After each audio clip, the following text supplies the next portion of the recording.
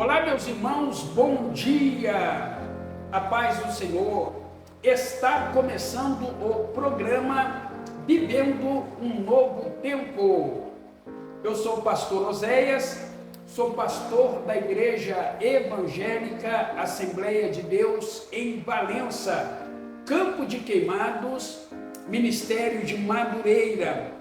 Todos os dias, neste mesmo horário, neste mesmo canal, estamos aqui com uma mensagem poderosa do coração de Deus para o teu coração. Vamos meditar na palavra de Deus? 1 Crônicas, capítulo 28, versículo 3 e o versículo 6. Nós estamos encerrando hoje uma série de mensagens. Foi dividida em 6 partes. Hoje é a 6ª parte e também a conclusão desta mensagem. Essa mensagem, ela tem como base o texto que está registrado em 1 Crônicas, capítulo 28, versículo 3 e o versículo de número 6. Diz assim, verso 3: Porém Deus me disse: não edificarás casa ao meu nome, porque és homem de guerra e derramaste muito sangue. Verso 6, Deus falando para Davi, ele disse: teu filho Salomão, ele edificará a minha casa e os meus átrios. Só para você se contextualizar, mas é muito importante você ir lá nas mensagens anteriores e acompanhar, porque elas são de muita importância para a nossa vida ministerial. Davi desejou em seu coração construir uma casa para Deus, construir o templo, mas esse desejo foi negado por Deus e Deus deu esta missão ao filho de Davi chamado Salomão. Dentro dessa história nós tiramos algumas lições muito importantes para o nosso ministério. A temática desta mensagem é: o que fazer diante do chamado do Senhor? Ou o que você tem feito com o chamado do Senhor? A primeira lição, ela disse o seguinte: cumpra o teu ministério integralmente e seja fiel até o final. A segunda lição, seja humilde e reconheça a vontade de Deus. Terceira lição, a visão nunca pode ser pessoal ou particular. A visão tem que ser de reino. A quarta lição, se você puder, dê a sua contribuição para o reino.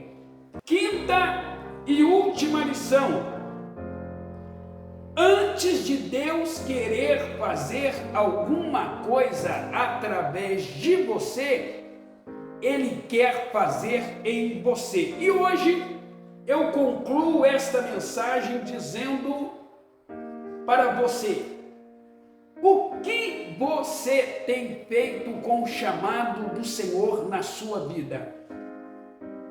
Eu me lembro perfeitamente, há alguns anos, quando eu ainda dirigia a congregação da Fazendinha, eu estava retornando para casa de um culto. Fomos visitar uma congregação e eu estava retornando para casa com alguns irmãos no carro, entrando no bairro onde eu morava, e de repente vinha uma carroça lá na frente em alta velocidade. Carroça aonde eu morava era algo absolutamente normal, que lá era uma zona rural. Mas aquelas carroças estavam sendo pilotadas por crianças. Crianças estavam brincando na rua enquanto os pais estavam nas barracas bebendo cachaça. As crianças estavam brincando com a carroça na rua e eu estava indo com o meu carro. De repente, quando a carroça se aproximou, desgovernada, bateu de forma violenta no carro. eu parei o carro, desci para olhar o que tinha acontecido, pois a batida foi muito violenta, e eu olhei com muita paciência, com muito cuidado, para ver os estragos que tinham acontecido. E por mais que eu olhava, eu não encontrava nada. E procurei e dizia no meu coração, mas foi uma batida muito violenta, como pode não ter acontecido nada? E continuei olhando e observando, até que eu ouvi a voz de Deus me falando literalmente assim: enquanto você cuida das minhas coisas, eu cuido das tuas coisas. E Deus falou mais ainda comigo: todas as vezes que você pregar, todas as vezes que você ensinar, diga para o meu povo: enquanto vocês cuidarem das minhas coisas, eu cuidarei das tuas coisas. E assim foi em todos os lugares que eu ia pregar. Eu pregava com muita alegria, com muita emoção, com muita satisfação. Deus dizendo: enquanto você cuida das minhas coisas, eu cuido das tuas coisas. Até um belo dia em que eu estava pregando em uma determinada igreja, com muita alegria, com muita inspiração. Naquele dia, quando eu terminei de contar esse testemunho, o meu coração pesou, meu coração ficou fechado, e eu pude ouvir algo dizendo para mim assim: você nunca mais vai contar esse testemunho. Isso foi no sábado. Na segunda-feira eu estava indo para a cidade de Nova Iguaçu com os meus filhos, e ele estava dirigindo o carro. Nós estávamos na rodovia Presidente Dutra, na altura do centro de Queimados, com uma velocidade de 100 a 110 km por hora, meu filho na direção. Quando ele foi fazer uma ultrapassagem, deu a seta que ele jogou para fazer a ultrapassagem, o carro que estava na frente também jogou, sem olhar pelo retrovisor. Ele, sem saber o que fazer, sem saber qual decisão tomar, tirou do carro. E quando ele tirou, o carro encostou no alambrado da rodovia. Encostou, perdeu ali o controle, o carro saiu dançando no meio da pista. Graças a Deus conseguimos estacionar no acostamento.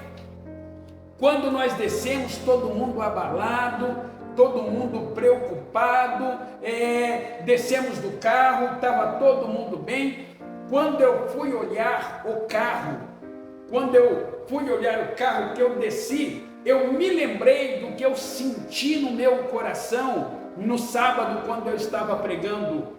Você nunca mais vai contar esse testemunho. Quando eu desci do carro, que eu olhei a lateral, aonde tinha batido no alambrado, eu vi um risco no carro, e eu fiquei sem acreditar, porque nós estávamos a mais de 100 km por hora, e eu disse para quem estava comigo: só arranhou o carro.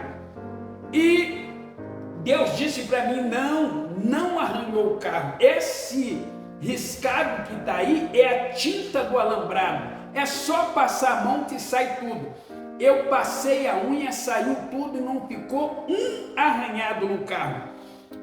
Um carro com a velocidade de mais de 100 km encostou no alambrado e nem sequer arranhou. E Deus disse para mim: você vai continuar dando testemunho.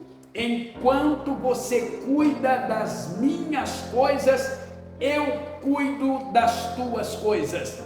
Você que me ouve, você que tem um chamado, você que tem um ministério, você que tem uma vocação, você que foi convocado por Deus para desenvolver algum trabalho, coloque o teu coração nisso.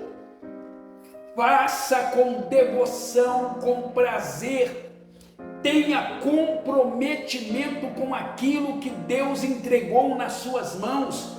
Porque enquanto você cuidar das coisas de Deus, Deus vai cuidar das suas coisas. Você que tem muitas preocupações, muitos problemas, muitos afazeres e não sabe como resolvê-los, como cuidar, eu te dou um conselho. Cuide das coisas de Deus e deixe as tuas coisas para Deus cuidar. Você que tem um chamado, você que tem uma vocação, me escute. Você não é obreiro porque você quis ser obreiro, você foi chamado. Você não é pregador porque você quis ser pregador, você foi chamado. A vocação que nós temos, o ministério que nós temos, o chamado que nós temos, não é porque queríamos, é porque Deus quis.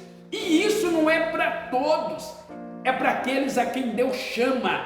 Se você é alguma coisa, é porque Deus te chamou. Se você faz alguma coisa, é porque Deus te chamou. Seja fiel ao teu ministério. Cumpra com prazer aquilo que Deus te confiou, porque todo o nosso trabalho não é bom no Senhor. Eu termino a minha mensagem lhe perguntando mais uma vez: o que você tem feito com o chamado do Senhor? O que você tem feito com o chamado do Senhor? E o meu desejo e a minha oração é que a partir de então haja uma completa dedicação no teu coração com as coisas que Deus tem lhe confiado. Feche os teus olhos, porque eu quero orar por você nesta manhã. Bendito Deus e Pai, glorificado e exaltado seja o nome do Senhor para sempre. Muito obrigado por essa série de mensagens, subordinada ao seguinte tema: o que você tem feito com o chamado do Senhor? Infelizmente, estamos vivendo em um tempo de muitas ocupações, aonde nós temos tempo para tudo, menos tempo para fazer a obra do Senhor. Mas eu quero lhe pedir nesta manhã: acende novamente a chama ministerial no nosso coração. Aqueles que pregavam e não pregam mais, aqueles que profetizavam e não profetizam mais, aqueles que evangelizavam e não evangelizam mais. Senhor, que a chama do Teu Espírito possa ser acesa no coração de cada um novamente. Senhor, que tenhamos amor pela obra a qual o Senhor confiou em nossas mãos, que tenhamos zelo, dedicação, comprometimento, responsabilidade com o trabalho que o Senhor tem confiado a cada um de nós. O que eu lhe peço, Senhor, é que sejamos bem-sucedidos em tudo aquilo que formos fazer. O que lhe peço, Senhor, é que as Tuas mãos estejam sobre a nossa vida, nos usando de uma maneira especial para alcançar outras vidas. Em nome de Jesus nós oramos e te agradecemos hoje e sempre.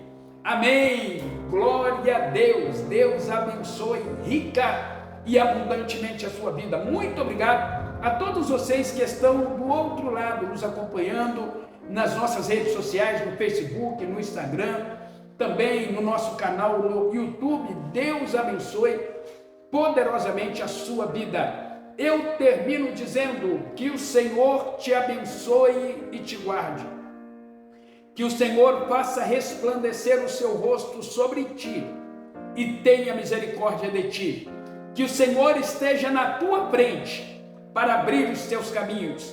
Que o Senhor esteja do teu lado para te apoiar. Que o Senhor esteja atrás de ti para te guardar dos inimigos. E que o Senhor esteja acima de ti para te abençoar. Que assim te abençoe o misericordioso Deus Pai, Deus Filho e Deus Espírito Santo, todos os dias da sua vida. Se você crê e recebe esta palavra, diga comigo, amém.